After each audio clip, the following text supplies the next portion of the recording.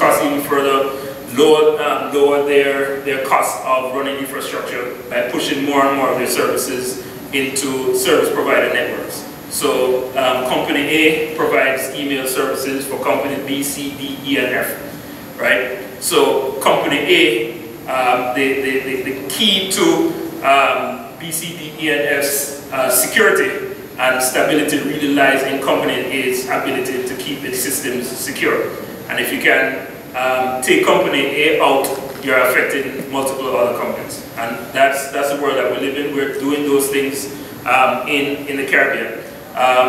We're talking also in the Caribbean about establishing internet exchange points. If we do this and we have more IXPs, St. Martin already has an IXP, and you have more co-location inside a shared data center, then that shared data center becomes a huge nexus, a concentration point that would be is a honeypot, basically, for anybody who wants to disrupt services.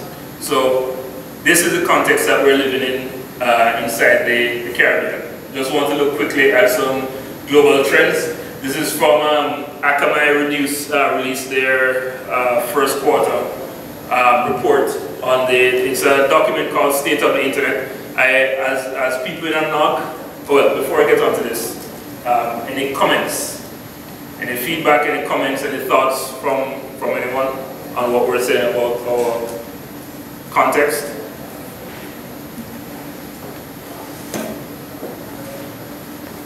We're all cool? We're all in agreement? This makes sense, right? Yeah. Alright, cool.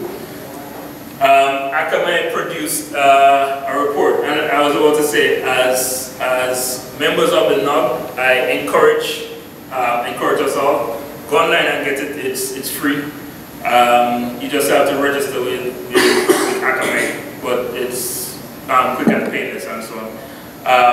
And they produce reports every quarter, what they call a State of the Internet report. And it basically gives information about attacks, about broadband penetration globally, number of internet users, all of that stuff. Good document to have. And this is actually from their first quarter report. I think there were some news reports about it in July. The news reports were basically hyping the fact that the most internet attacks in the first quarter came from Russia. Number one on the list. Number two is actually the United States. Number three is China. I think Russia is 12% of all internet attacks. US is 10%. China is 9.1%, and from there it breaks down, right?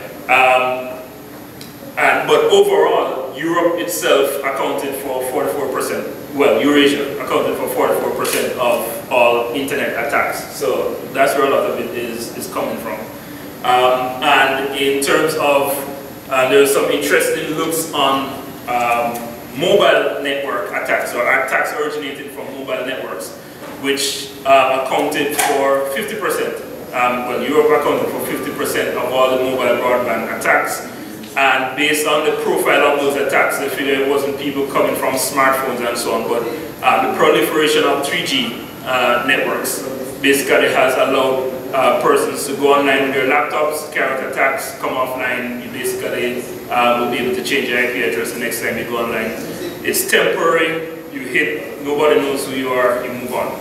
Right? Now, forensics, you can use some of the same methods to trace where the connection came from in terms of IP traces and so on.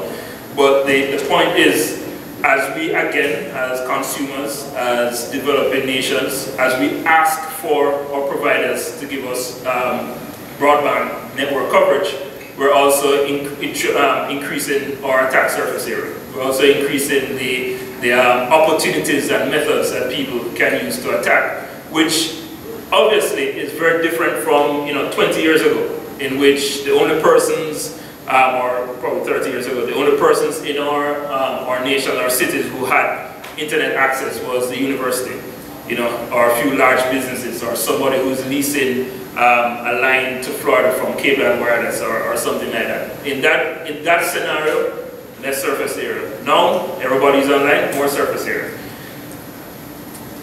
In terms of the threats, 74% of the threats were against port